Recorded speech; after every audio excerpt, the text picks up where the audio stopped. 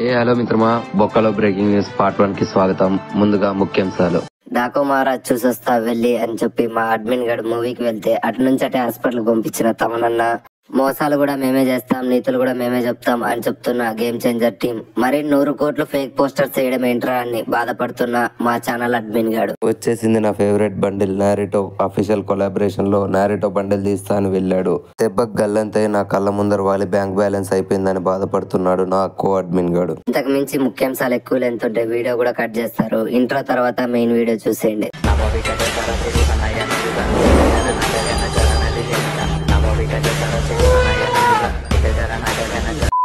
Daaku Maharaj movie గురించి ఏమని చెప్పను, ఎన్నని చెప్పను. ఎప్పుడు చూసే బాలయ్య గారిని కొత్తగా చూస్తున్నానని ఫస్ట్ హాఫ్ తర్వాత అనుకున్నా, కానీ సెకండ్ హాఫ్ లో అదే బాలయ్య మళ్ళీ పుంజుకున్నాడు.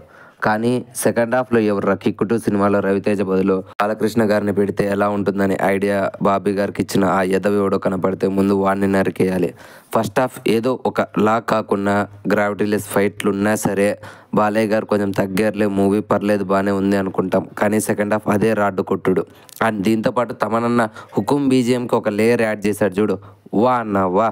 మ్యూజిక్ సెన్స్ లేని వాళ్ళు అనుకుంటున్నారా ఆడియన్స్, మీకు నచ్చినట్లు తీస్తున్నారు. ఓకే ఇలా చెప్పుకుంటూ పోతే చాలానే నెగిటివ్స్ ఉన్నాయి. బట్ సంక్రాంతి కాబట్టి వీడియో ల్యాగ్ ఎక్కువ ఉండకూడదు కాబట్టి బాలయ్య గారి మాస్ తాండవం చూడడానికి డాకు మహారాజ్కి వెళ్ళిపోండి. అండ్ ఇప్పుడే చెప్తున్నా, చెవుల్లో దూదులు పెట్టుకొని వెళ్ళిపోండి. నాకైతే చెవుల్లో నుంచి రక్తం గారింది. Sometimes movie story line simple, పాపను కాపాడే మన బాలకృష్ణ డాకు మహారాజ్గా ఎలా మారాడు అండ్ సీతారాంకి డాకు మహారాజ్కి సంబంధం ఏంది అనేది మూవీలో చూసి తెలుసుకోవాలి. అండ్ బాబీ డియోల్ గారి క్యారెక్టరైజేషన్ పెద్దగా ఊహించుకోవద్దండి, ఎందుకంటే అవతల కెప్టెన్ అమెరికా టోనీ స్టార్క్ ఉన్నా సరే యూత్ అట్లా ఉండేది మన బాలయ్య గారు. ఆటోమేటిక్గా మన బాలయ్య గారే గెలుస్తారు, వాళ్ళని కుక్కని కొట్టినట్లు కొడతాడు.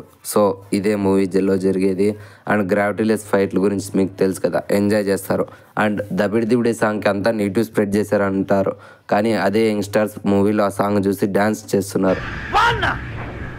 మీరు ఇలా ఉండబట్టే కదరా ఆ ప్రొడ్యూసర్లు డైరెక్టర్లు అట్లాంటి కొరియోగ్రఫీ సాంగ్స్ చేస్తున్నారు. ఎనీవే బాగుపడకండి.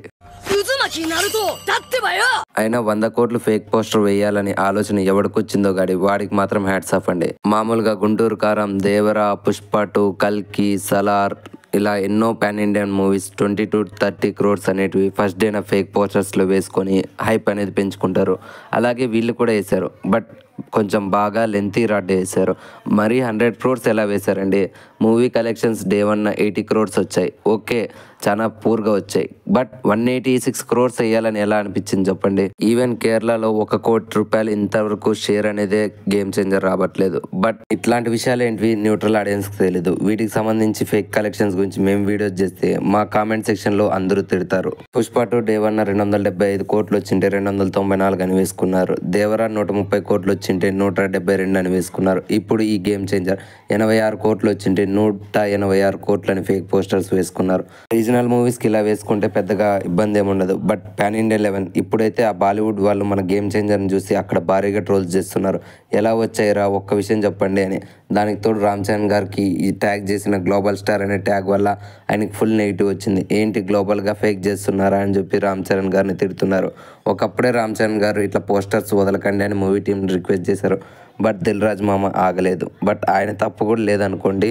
ఎనీవే రికార్డ్స్ వైజ్గా మన గేమ్ చేంజర్ కొత్త రికార్డ్ పెట్టింది. 100 కోట్లు ఫేక్ పోస్టర్స్లో ఇప్పుడు నెంబర్ 1 ప్లేస్లో నిలిచింది. అండ్ ఈ ఫేక్ పోస్టర్స్ గురించి మన సపరేట్ ప్లేలిస్టే ఉంది మన ఛానల్లో, చూడండి. ఫైనలీ నా ఫేవరెట్ యానిమే నారుటో అఫీషియల్గా మన ప్రీఫైర్తో కొలాబరేషన్కి దిగింది. అండ్ ప్రీఫైర్ అకౌంట్ నాకు ఉందనేది చాలా మందికి తెలియదు. బట్ తెలిసి నాకు కొంతమందికి నా యొక్క అకౌంట్ స్టేటస్ గురించి తెలియదు. మామ ల్యాగ్ చేయకు, నారుటో బండిల్ తీసావా లేదో చెప్పు. ఒక 4000 టాప్అప్ చేసి మరి 5600 డైమండ్లు ఖర్చు పెట్టి మరి తిప్పానయ్యా.